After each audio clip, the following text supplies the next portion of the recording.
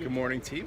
I'm just coming to you from Bangui, the capital city of Central African Republic, where I've been for a few days looking at our humanitarian emergency affairs work in what's been known as the world's forgotten humanitarian crisis. According to the Secretary General, who was here just about 4 weeks ago, there's chronic instability here, outbreaks of violence. Since 2013, there have been outbreaks of violence in 2013, 2014, 2015, and as recently as last week, skirmishes very close to the capital city.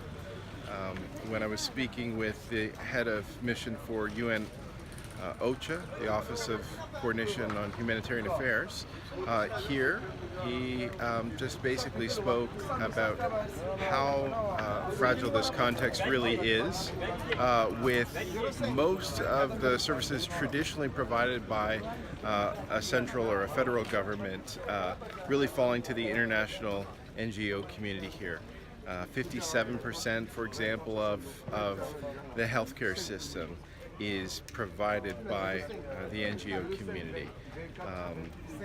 The World Bank apparently funds every single governmental position outside of the military because the tax base, the resource base in this conflict-affected land is virtually non-existent.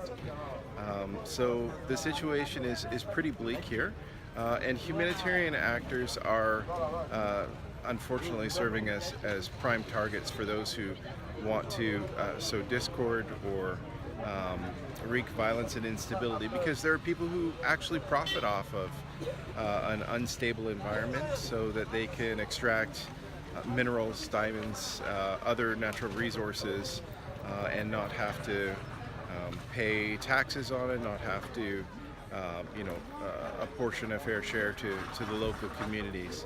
And every time things seem to get to a little peaceful interlude, violence flares up again.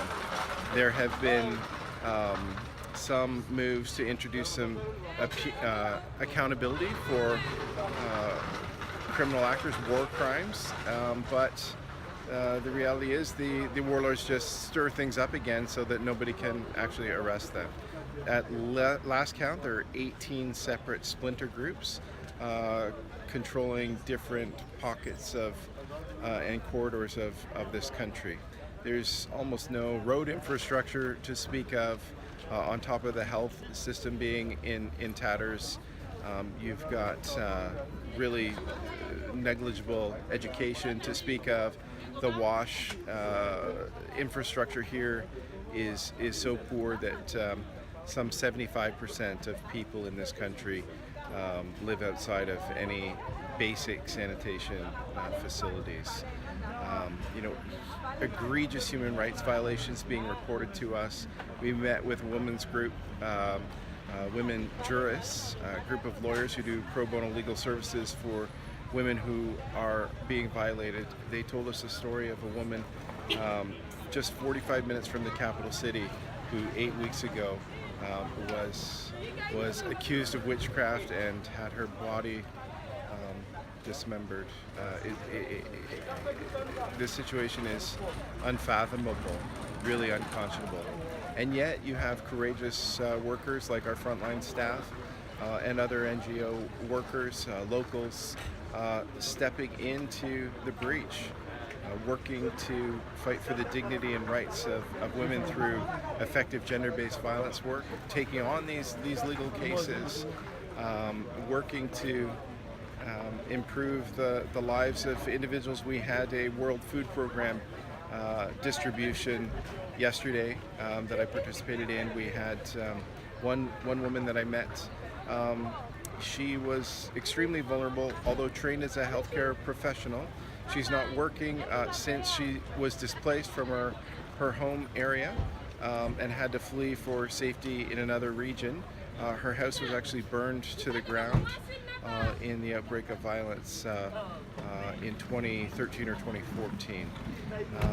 So it's a situation where people are sort of clawing for existence, and we're attempting to stand in solidarity with them. So if you would fire up a prayer and send a note of encouragement to the teams on the ground, or join the campaign Not a Target, for showing our solidarity with the humanitarian workers. Just last week, 2 days ago actually, MSF, Doctors Without Borders, had their healthcare facility in one region that serves about 500,000 people. It's the only health facility that's functional there. They had to shut it down because of violence, robbery, and an invasion that took place there.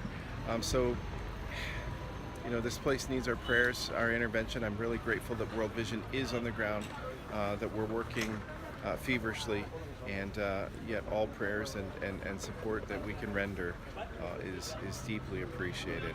I know we're working on some grant applications here for gender-based violence, and we'll do our best to contribute into the restoration of this land.